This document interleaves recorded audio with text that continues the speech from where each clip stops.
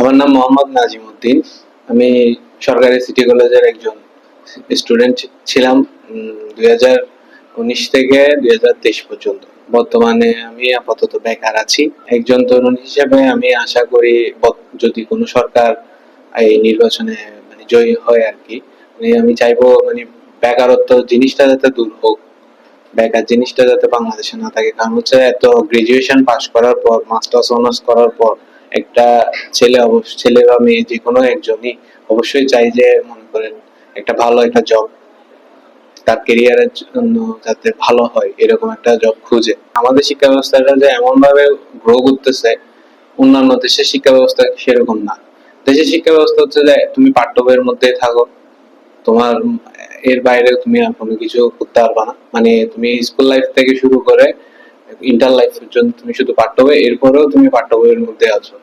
এরপর কারিগরি শিক্ষা বা এমন কোনো কিছু একটা স্টুডেন্টকে এমন ভাবে বাধ্যতামূলক ভাবে কোনো কিছু করানো হয় না। তার মধ্যে স্টুডেন্ট মনে করেন কেউ টিউশনি করে চলে, কেউ নিজের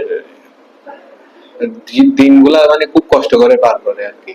আমি টিভিতে দেখলাম যে মানুষ যারা প্রার্থী তারাও খুন হচ্ছেন, আর যারা নির্বাচন নিয়ে যাচ্ছে ভোট কেন্দ্রে যাবে তাদের যে নিরাপত্তা, এটা আসলে মনে করেন কি সরকার কিভাবে দিবে সেটা বর্তমান দেশের পরিস্থিতি অনুযায়ী আমার মনে হয় না যে আসলে ভোট।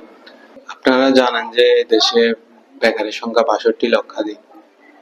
সরকার যেহেতু কোনো কর্মসংস্থান তৈরি করে দিচ্ছে না, বেকাররা তো মনে করেন কিছু করারই থাকে না।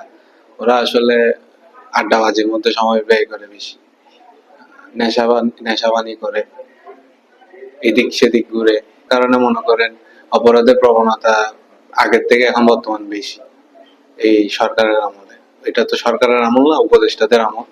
এই আমলে অপরাধের সংখ্যাটা একটু বেশি। বেকারত্ব একটা যখন মনে করেন এটা কি বলবো, খুব খারাপ একটা জিনিস। তরুণ হিসেবে আমি নিজে বুঝতেছি, আমি আসলে এটা আসলে বলার মতো ভাষা নাই। 5ই আগস্টের পরে আমি পার্সোনাল নিজে মনে করি যে দেশটা আসলে অনেক সুন্দর হবে, কিন্তু পরবর্তীতে এটা যেটা দেখছি মনে হয় না দেশটার কোনো পরিবর্তন হবে। আমার আসলে নির্বাচন নিয়ে যেহেতু আমি যেহেতু ভোট দিব না, নির্বাচনের বিষয়টা নিয়ে আমি আসলে একটু দ্বিধাদ্বন্দ্বে আছি। তবুও আশাবাদী যে দেশটার একটু হইলেও উন্নতি হোক।